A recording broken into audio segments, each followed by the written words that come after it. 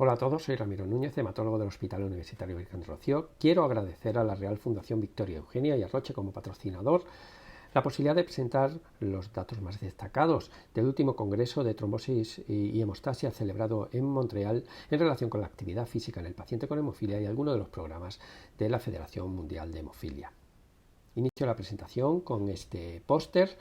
en este trabajo presentado en formato póster, en el que se analizan los datos intermedios del estudio Subasa. El estudio Subasa pretende relacionar los eventos, la actividad física y los eventos hemorrágicos en pacientes con hemofilia que reciben emicizumab en profilaxis. Se incluyeron pacientes de 50 centros de Japón, pacientes mayores de 6 años, sus eventos hemorrágicos y datos de calidad de vida. En la gráfica, en la tabla de la izquierda, pueden ver la variedad de actividades físicas recogidos, paseo, ciclismo, natación, fútbol, es decir, una gran variedad de actividades físicas. Se incluyeron 129 pacientes, de los cuales 100 registraron datos de actividad física. La mayoría eran pacientes con hemofilia grave, un 83,7%, frente al 16,3% de pacientes con hemofilia moderada. Se documentaron un total de 866 actividades físicas con una media de duración de 30 minutos. La actividad física más recurrente fue el paseo, como podían imaginar, un 37%, el ciclismo con un 15% y la natación con un 8%. El resultado más destacado de este trabajo es que solo 3 de estas actividades presentaron asociado un evento hemorrágico. 2 de estos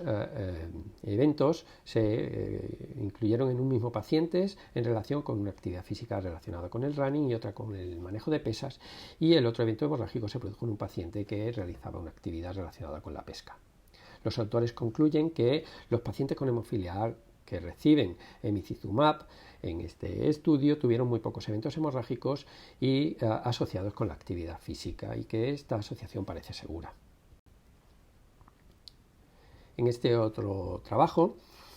también en formato de póster, se presentó o se relacionaba el impacto de la actividad física de intensidad alta y media en pacientes con un factor de vida media extendida en profilaxis. Se trata de un estudio prospectivo en el que se realiza un ajuste estudio de farmacocinética mediante la herramienta MyPKFib en un periodo de 6 meses. Al final de estos 6 meses y durante otros 6 meses se introducen ejercicios individualizados y supervisados, como digo, de alta intensidad, y se miden la tasa anualizada de sangrados y se realizan cuestionarios de calidad de vida y se comparan ambos periodos. Se incluyen un total de 13 pacientes con hemofilia grave con una media de edad de 20 años, y como pueden ver, pues tanto la tasa anualizada de sangrados global como la tasa anualizada articular, así como la puntuación en la escala de puntuación HJHS, se vieron significativamente reducidas. La calidad de vida también mejoró, así como la masa musculoesquelética que se incrementó de manera significativa. De igual manera, hubo un descenso en el consumo de factor 8. Las conclusiones de los autores es que los pacientes con hemofilia grave muestran mejoría tanto en los parámetros, en los resultados de los sangrados, como en parámetros de calidad de vida y estatus musculoesquelético después del uso de un profilaxis con factores de vida media extendida guiados por farmacocinética, cuando se combinan con actividades físicas de intensidad moderada o alta. En un simposio satélite, en este caso de SOBI, se abordó este aspecto concreto de la actividad física en pacientes con hemofilia. Se recalcó que las articulaciones necesitan movilidad y actividad para mantenerse sanas, que esta disminución de la actividad física es equivalente a una disminución de la movilidad y de la funcionalidad, y que esta reducida funcionalidad puede conducir a una insuficiente fuerza, flexibilidad y coordinación. La comparación entre pacientes con hemofilia y por la población general en cuanto a la actividad física, como se puede ver en este estudio de la población irlandesa, puede ser muy parecido en cuanto al tanto por ciento de actividades físicas desarrolladas. Aquí vemos datos incluso favorables a los pacientes con hemofilia en cuanto al paseo, ciclismo, igualdad, por ejemplo, en pacientes que acuden al gimnasio, o datos parecidos en cuanto a la natación. Sin embargo, estos datos se traducen en que la hemofilia disminuye la forma física general a pesar de la participación en actividades de forma similar a la de la población general. Tienen peores resultados en escalas, como pueden ver ahí en la parte de la derecha, como menor actividad de cierta intensidad, menos distancia recorrida en los test de 6 minutos caminando o mayor diámetro de la circunferencia abdominal como signo de depósito de grasa. Esta disminución de la tolerancia al ejercicio físico puede potencialmente contribuir al desarrollo de dolor crónico y discapacidad funcional. Las pautas profilácticas, como las que proporcionan los factores de vida media extendidas, pueden mejorar, como vemos en la gráfica, las puntuaciones en las escalas de salud articular, favorecer la práctica de actividades físicas y de ocio y aumentar la sensación de bienestar del paciente. De manera también muy interesante se abordó en este simposio, entre ellos uno de los participantes era el doctor Jiménez Yuste, la evaluación articular de las distintas herramientas de las que disponemos,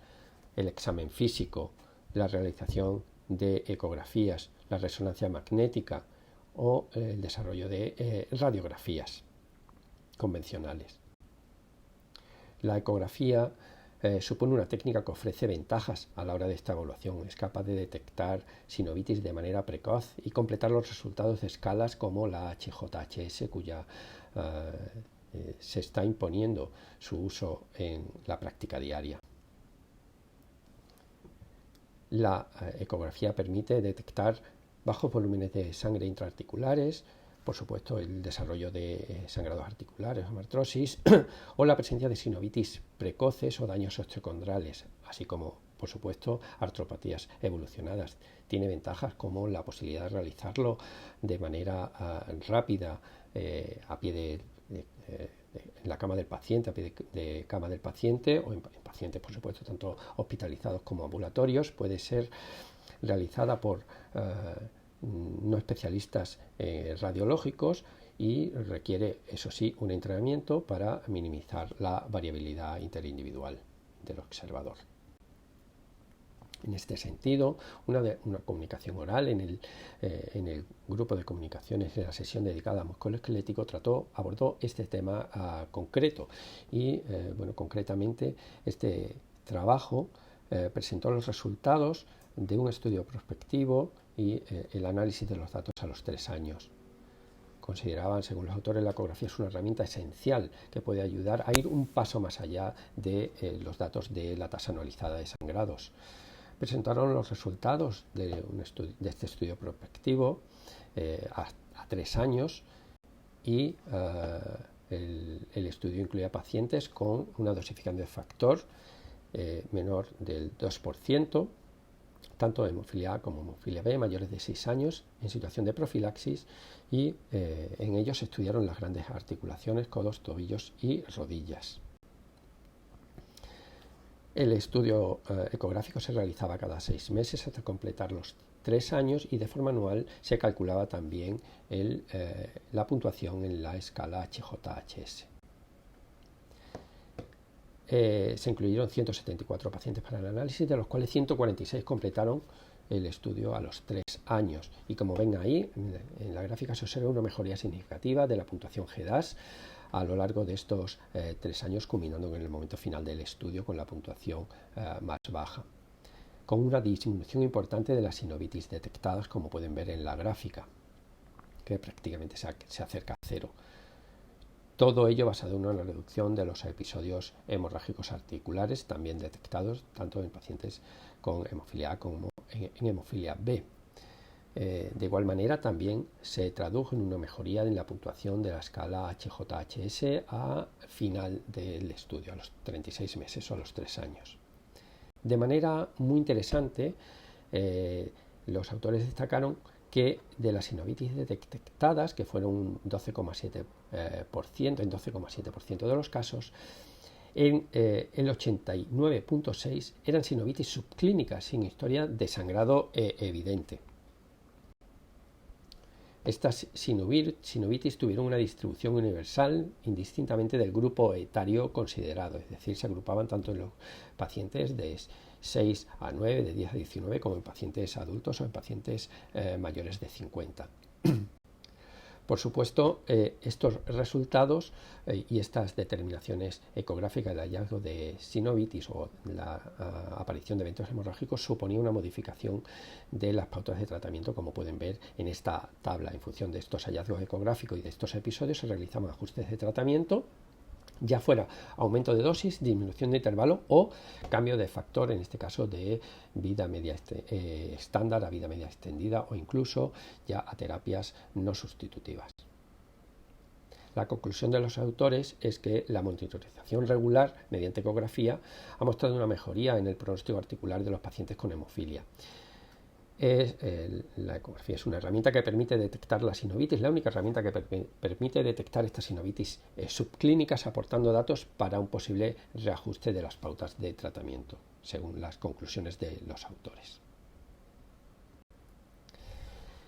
En esta otra comunicación oral de la sesión dedicada al aparato musculoesquelético, me pareció interesante, como digo, esta comunicación presentada por la doctora Yamaguchi Hayakawa sobre el impacto de la terapia génica sobre la salud musculoesquelética y los pacientes con hemofilia A, en este caso. Bajo la premisa de que la salud musculoesquelética es una de las necesidades no cubiertas de la hemofilia, los autores del trabajo estudiaron a 16 pacientes que recibieron la terapia génica, en este caso Balactocogen, Rosaparbovec, el actual Roctavian, en los que se evaluó distintas escalas como la escala HJHS, escalas funcionales como FIS o HAL y la escala GDAS basada, como ya sabemos, en la ecografía. Se realizaba un estudio basal y después anual hasta completar los 3 años. Se analizaron también distintos biomarcadores en relación con inflamación, con marcadores de degradación de la matriz extracelular, con datos de metabolismo óseo o con datos de neoangiogénesis, marcadores de neoangiogénesis. Por supuesto, la tasa anualizada de sangrado, como ya sabemos, mejoró drásticamente desde la línea, desde el momento basal hasta el momento final del estudio, con un aumento de los pacientes con 0 sangrados, como podemos ver en la gráfica, que se situaba en el 62,5% a los 3 años. Concretamente, 10 de los 16 pacientes no presentaban sangrados a los 3 años. En cuanto a la escala HJH, destacaron los resultados por no presentar diferencias, aunque en subanálisis de 13 pacientes sí que presentaba mejoría o estabilidad en dicha escala. De hecho, la mediana de cambio en la puntuación era de -4. En cuanto a la escala GDAS, los pacientes presentaban paradójicamente una mayor puntuación al tercer año, mientras que en 7 de estos pacientes, el 43,8%, permanecían con una puntuación estable en la escala GDAS. En cuanto a los biomarcadores, lo más destacado es que había una reducción al tercer año en la concentración plasmática de todas las citoquinas inflamatorias evaluadas. Como conclusión,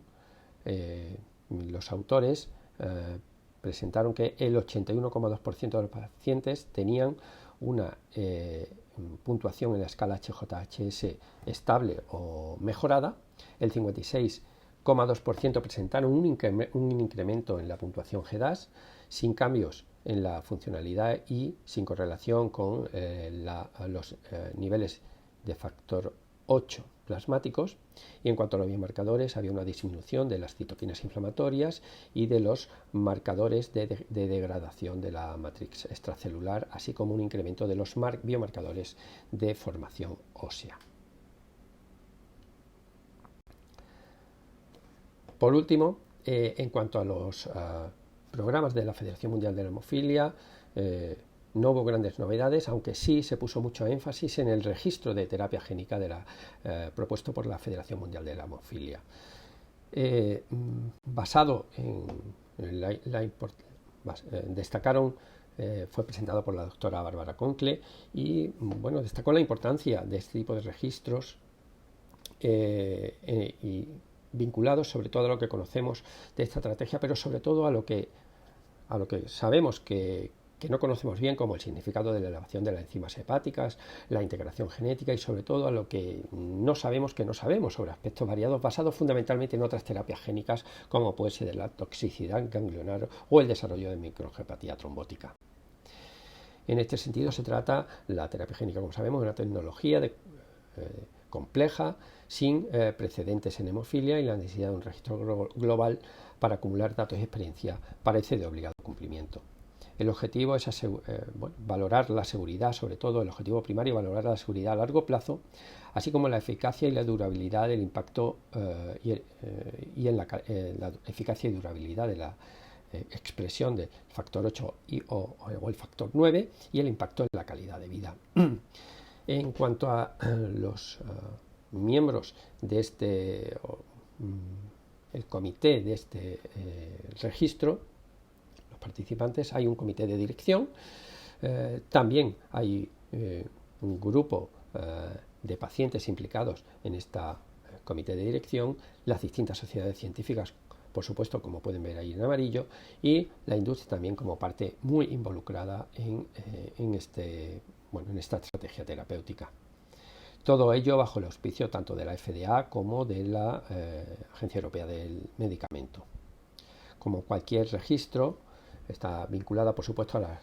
normas de protección correspondiente y en el caso del registro, los centros participantes solo podrán ver sus datos y la industria también recibirá, pero los datos vinculados o relacionados con su propio producto. El comité científico tendrá acceso al análisis de todos los datos. Será el único organismo que tendrá la visión global de todos los pacientes. Los datos que se recogerán en el registro son los habituales, datos, por supuesto, datos demográficos, datos relacionados con la historia clínica, los detalles de la infusión, datos de eficacia, de seguridad, datos, por supuesto, de mortalidad si las hubiera, y se hará una aportación de datos basal y luego en visitas a los 3, 6, 9, 12, 18, 24 y posteriormente de manera anual.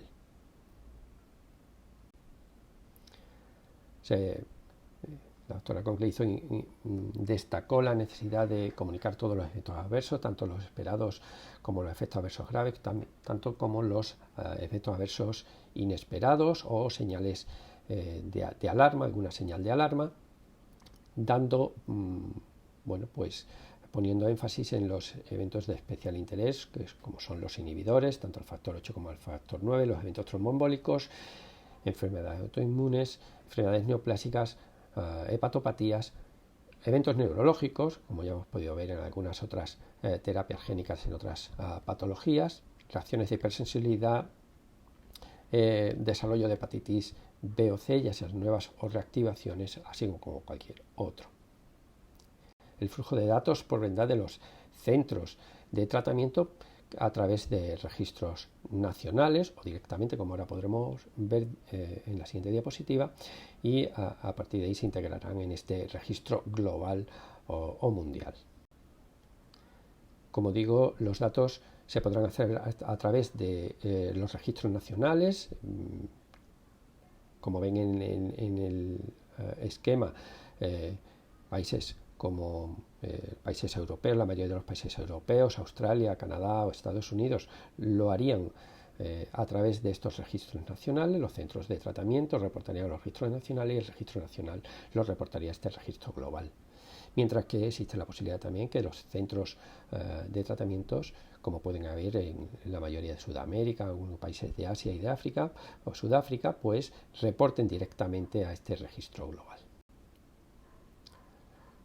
Como señaló el doctor Conklin, ya